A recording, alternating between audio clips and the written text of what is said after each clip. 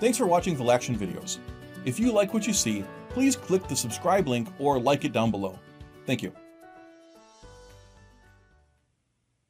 Hello, this is Jeff Ajik of Valaction Continuous Improvement here with another edition of my virtual consulting videos.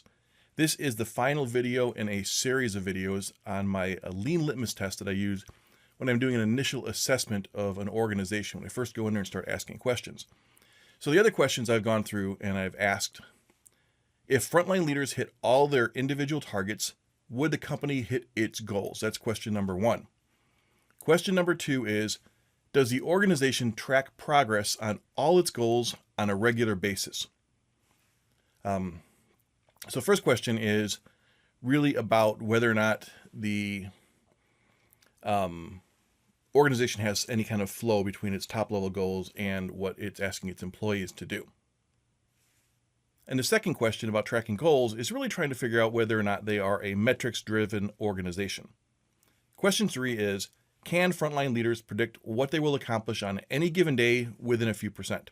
And what I'm looking for here is whether or not there is an active leadership style, whether there's an active management style in balancing the staffing with the demands of the organization. So there's two parts to it. And the first part is understanding the demand.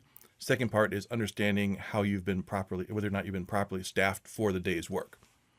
Now, question number four is, can frontline leaders and teams name their three biggest problems and clearly state the quantitative impact? So I'm looking for here is really to understand how active of a role continuous improvement plays in the organization and how they go about their daily business.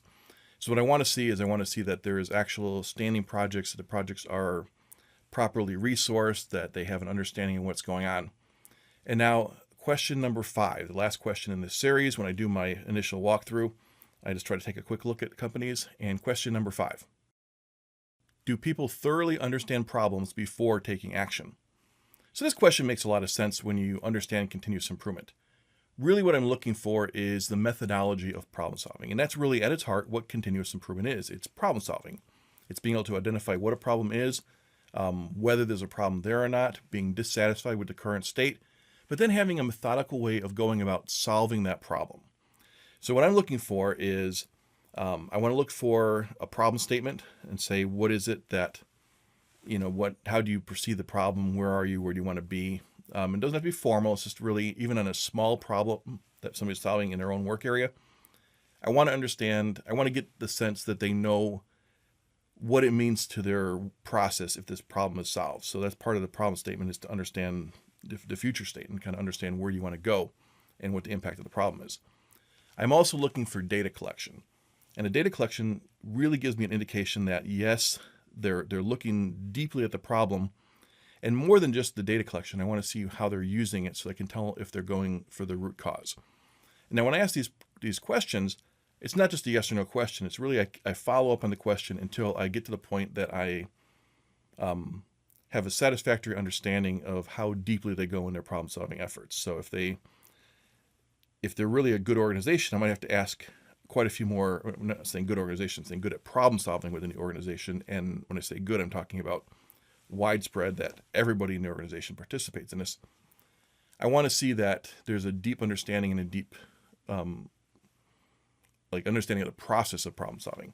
So if they don't do data collection, I don't have to ask them any more questions after that. But if they do data collection, and the better they are, the more questions they have to go deeper into it to really understand. And the key here is I want to look at enough information. I want to get enough information about their problem solving methodology to be certain that they are going after root causes. So one of the biggest problems with problem solving is people actually do symptom solving. They try to solve a problem by looking at the first layer of the issue that comes from it and putting a Band-Aid on it. And they put the Band-Aid on, and next thing you know, they're saying it's solved, and it's not, because it just pops out sideways somewhere in the end.